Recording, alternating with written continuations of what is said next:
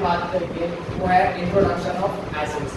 Acids किसे कहते हैं, अम्ल किसे कहा जाता है, अम्ल क्या होते हैं, इनकी प्रकृति क्या होती है और ये कितने प्रकार के होते हैं। तो एसिड्स की अगर हम बात करते हैं, व्हाट आर एसिड्स, तो एसिड्स में अगर हम बात करते हैं सबसे बेसिक चीज, एसिड्स सोर इन test.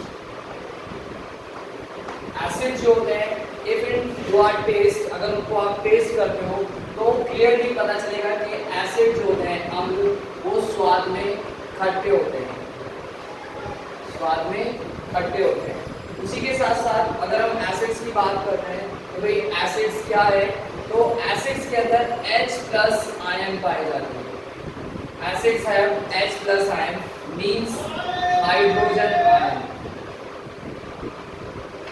The concentration of hydrogen ion represent the concentrations of acids. It means how much acids are strong and how much is weak. The presence of hydrogen ion, hydrogen ion की उपस्थिति ये बताती है कि जो अम्ल है वो कितना ज़्यादा सांद्र है या कितना ज़्यादा वह कंसंट्रेटेड डाइल्यूट यानी कि तनु, और कंसंट्रेटेड मतलब सांद्र। उसके अंदर प्रेजेंस ऑफ H+ आयन बताती है कि एसिड्स कितने दुर्बल और कितने प्रबल हैं। देन एसिड्स की अगर हम बात करते हैं pH value, pH value of acid less than 7।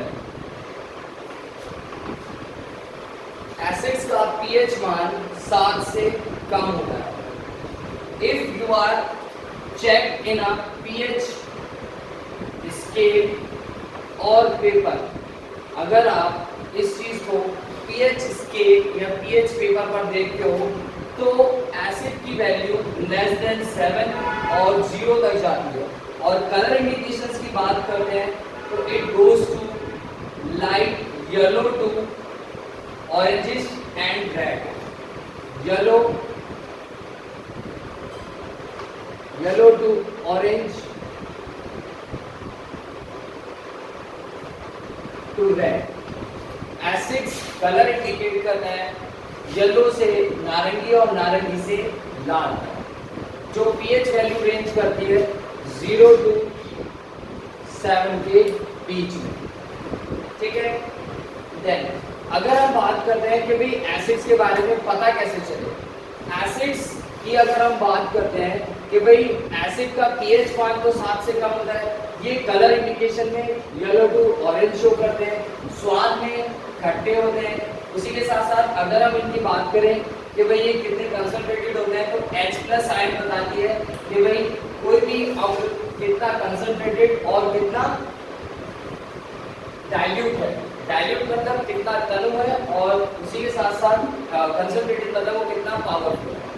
Then daily life में भी हम बहुत सारे एसिड्स का यूज करते हैं जो नेचुरल भी होते हैं और आर्टिफिशियल भी पाए जाते हैं। तो इस तरीके से एसिड्स की अगर हम बात करें, नाउ अब हम बात करेंगे टाइप्स ऑफ एसिड्स की। टाइप्स ऑफ एसिड्स यानी कि अम्ल के प्रकार। तो अम्ल यानी कि एसिड जो होते हैं वो दो तरह के होते हैं। सबसे पहली वाली चीज स्ट्रॉन्ग एसिड्स। स्ट्रॉन्ग एसिड्स जिनको कहा जाता है प्रबल अम्ल। स्ट्रॉन्ग एसिड इट मींस प्रबल अम्ल। प्रबल अम्ल का मतलब होता है it means it have more H+ ion. More H+ ion मतलब इनके अंदर बहुत ज्यादा हाइड्रोजन आयन की सांद्रता कंसंट्रेशन पाई जाती है। These acids are not eatable। और इस तरह के जो एसिड्स होते हैं वो ईटेबल नहीं होते, ये खाने योग्य अम्ल नहीं होते। Sometime you call as artificial acid. Artificial acids की अगर हम बात करें, आर्टिफिशियल एसिड मीन्स होता है मानव निर्मित, जो मानव द्वारा तैयार किए गए। Artificial acids high concentration H+ ion और नॉट ईटेबल।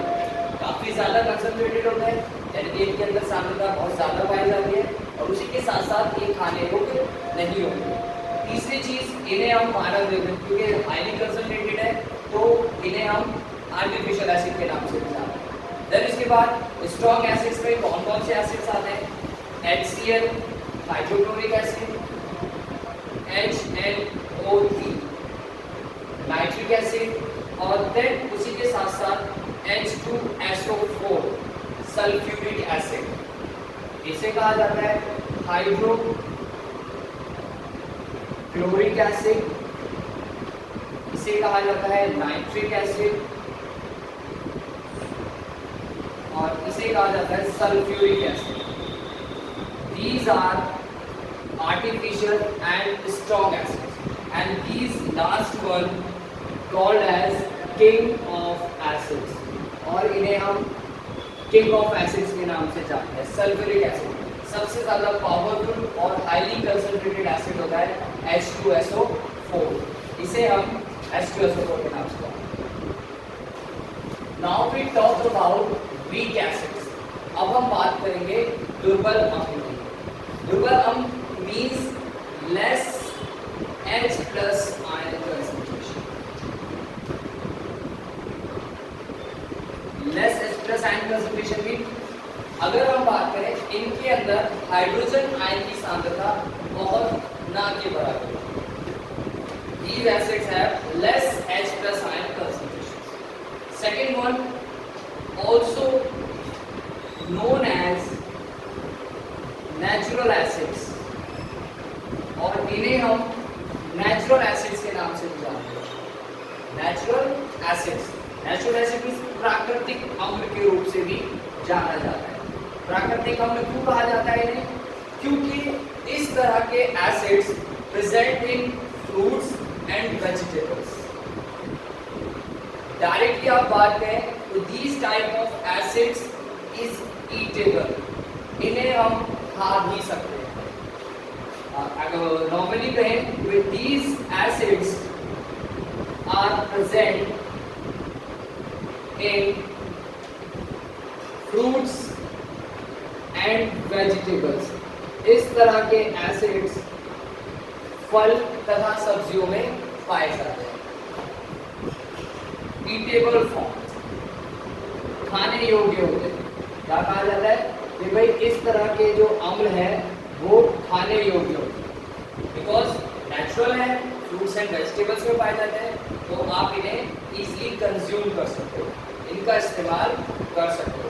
अब हम कुछ ऐसे फ्रूट्स और वेजिटेबल्स की बात करेंगे जिनके अंदर इस तरह के एसिड्स पाए जाते हैं और जिन्हें हम खा सकते हैं। तो वो है कुछ, सबसे पहली चीज नेचुरल एसिड्स में उन फ्रूट्स एंड वेजिटेबल्स के नाम और उनमें पाए जाने वाले एसिड्स के नाम की बात करेंगे। सबसे पहले हम बात करते हैं टोमेटो। टमाटर, टमाटर में पाया जाता है ऑक्सैलिक एसिड। टमाटर में जो हल्का सा कसैला बन के आता है, खट्टापन जो पाया जाता है वो होता है ऑक्सैलिक एसिड के कारण। दूसरी चीज हम बात करते हैं टैमरिंड। टैमरिंड इमली, इमली आप लोगों ने सभी ने टेस्ट किए। इमली में पाया जाता है टार्टरिक एसिड, टार्टरिक अम्ल। Next is citrus fruit. Citrus fruit का मतलब है लेमन, ऑरेंज, ठीक है ना, एंड मौसमी, ठीक है। नींबू, संतरा और मौसमी जो होते हैं वो सिट्रस फ्रूट कहलाते हैं, और सिट्रस फ्रूट के अंदर पाया जाता है citric acid. Then next one curd. Curd आप सभी लोग जानते हैं, दही। दही के अंदर पाया जाता है लैक्टिक एसिड। दही बेसिकली आपने देखा होगा स्वाद में हल्की सी वो भी खट्टी होती है, उसके अंदर पाया जाता है लैक्टिक एसिड। देन उसके बाद नेक्स्ट अगर हम बात करते हैं अनराइप मैंगो, जो कच्चा आम होता है उसके अंदर पाया जाता है normally acetic acid. And ant and B,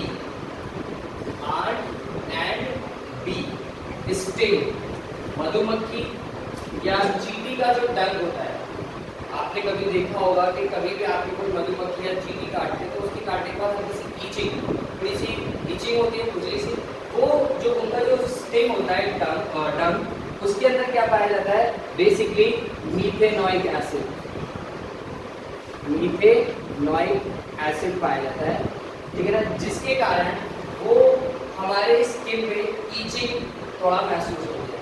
तो कुछ ये चीज़ें थी, जैसे कि टमाटो में ऑक्सैलिक एसिड्स, टैमरिंड अगर हम बात करें tartaric acids, citrus citric acid, curd lactic acid, undried mango acetic acid and ant and bee sting मधुमक्खी या चिट्टी का जो डंक होता है उसमें पाया जाता है मीथेनॉइक एसिड। तो ये कुछ ऐसे एसिड्स हैं जिनको हम कंज्यूम करते हैं और डेली लाइफ में इनका यूज करते हैं। That's a some basic information और इंट्रोडक्शन अबाउट एसिड्स। अब हम जो अगले टॉपिक की बात करेंगे वो है बेस। तो अब हम बात करते हैं बेस के लिए। अब हम बात करेंगे इंट्रोडक्शन ऑफ बेस, क्षारक के बारे में कुछ सूचना, परिचय क्षारक का, कि भाई बेसिस क्या होते हैं। बेसिस की अगर हम बात करते हैं, सबसे पहले bitter in taste. Bitter in taste का मतलब है स्वाद में कड़वे होते हैं। अगर हम इनको टेस्ट करते हैं तो ये स्वाद में कड़वे पाए जाते हैं। एसिड थे खट्टे और बेसिस की अगर हम बात करते हैं तो ये होते हैं कड़वे। देन उसी के साथ साथ बेसिस के अंदर OH नेगेटिव आयन पाए जाते हैं। जैसे कि एसिड्स में H+ आयन थे, बेसिस के अंदर OH नेगेटिव आयन है जिन्हें कहा जाता है hydroxyl ion. The presence of OH negative ion directly implies that the particular substance is base. OH negative ion, hydroxyl ion की उपस्थिति बताती है कि जो भी चीज हमारे पास है उसके अंदर क्षारक है। It means it is base. Then base की अगर हम बात करें, basis turns red litmus। क्षारक जो है लाल लिटमस पत्र को किसमें बदल देते हैं, ब्लू के अंदर, ब्लू लिटमस। जैसे कि एसिड्स में है, the acids change blue litmus to red, उसी तरीके से बेसिस रेड लिटमस को ब्लू कर देते हैं। अपोजिट काम है, एसिड्स के अंदर जो ब्लू लिटमस है वो रेड में कन्वर्ट हो जाता है और बेसिस के अंदर रेड लिटमस ब्लू के अंदर चेंज हो जाता है। बेसिस की पीएच वैल्यू की बात अगर हम करें तो it is more than 7 to 14 होती है। बेस का पीएच मान जो है वो 7 से अधिक और 14 तक पाया जाता है। और अगर कलर इंडिकेशंस की बात करें तो green colour to dark blue colour देखा जाता है।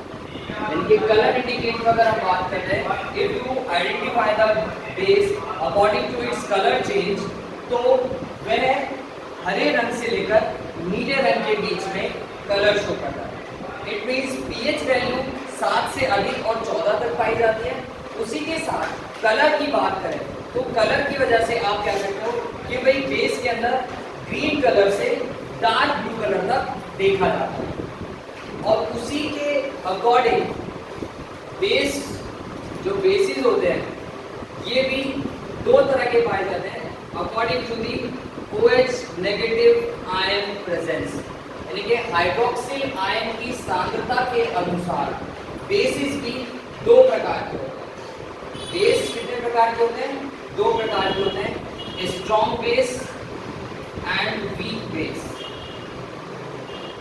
क्षारक भी दो प्रकार के पाए जाते हैं, एक होता है प्रबल क्षारक, दूसरा होता है दुर्बल क्षारक। यानी कि जिस प्रकार से एसिड्स दो प्रकार के होते हैं उसी तरीके से क्षारक भी दो प्रकार के पाए जाते हैं, strong base and weak base. तो अब हम इनके बारे में बात करेंगे कि भाई एसिड्स के बाद बेस में स्ट्रॉन्ग और वीक को कैसे पहचाना जा सकता है। लेकिन उससे पहले मैं आपको बेस की पहचान बता दूं कि जब भी किसी भी कंपाउंड में OH देखा जाता है तो वो चीज क्लियरली आपको बताती है कि पर्टिकुलर कंपाउंड क्या है, बेस है, यानी कि उसके लास्ट में OH यानी कि हाइड्रोक्सिल ग्रुप जुड़ा होगा। OH calcium hydroxide, ammonium hydroxide, magnesium hydroxide, potassium hydroxide KOH, NaOH, sodium hydroxide. तो सभी के अंदर आपने देखा होगा कि सभी के अंदर OH पाया जा रहा है। तो ये चीजें बताती है कि ये पर्टिकुलर जो कंपाउंड है, जो यौगिक है, वो क्या है, बेस है। ये बेस की पहचान है। ठीक है, तो हम वीक और स्ट्रॉन्ग बेस की बात करते हैं। Strong and weak base. अगर हम स्ट्रॉन्ग बेस की बात करते हैं, it means they are strong in nature. Potassium hydroxide, sodium hydroxide, calcium hydroxide, these bases are strong in nature। ये बेसिस स्ट्रॉन्ग होते हैं। और दूसरे वीक एसिड्स की अगर हम बात करते हैं, तो वीक एसिड्स में ammonium hydroxide and magnesium hydroxide पाया जाता है। मैग्नीशियम हाइड्रोक्साइड का दूसरा नाम होता है milk of magnesia. Milk of magnesia का यूज एंटा एसिड के रूप में किया जाता है। एंटा एसिड जानते हैं आप लोग, जब स्टमक में एसिडिटी होती है तो उस एसिडिटी को न्यूट्रलाइज करने के लिए, एसिडिटी को कम करने के लिए जिस सब्सटेंस का यूज किया जाता है वो होता है आपका मिल्क ऑफ मैग्नीशिया, एंटा एसिड्स की फॉर्म में, जो बेसिकली मैग्नीशियम हाइड्रोक्साइड, इसका बेसिक केमिकल फॉर्मूला MgOH का होल डिवाइड होता है। तो ये आपके वीक बेस हैं जो समटाइम इक्वेबल फॉर्म में पाए जाते हैं, और ये आपके स्ट्रॉन्ग बेस है जिनको इक्वेबल फॉर्म में नहीं यूज किया जा सकता। तो ये है आपके स्ट्रॉन्ग एंड वीक बेस। ये थे दो स्ट्रॉन्ग एंड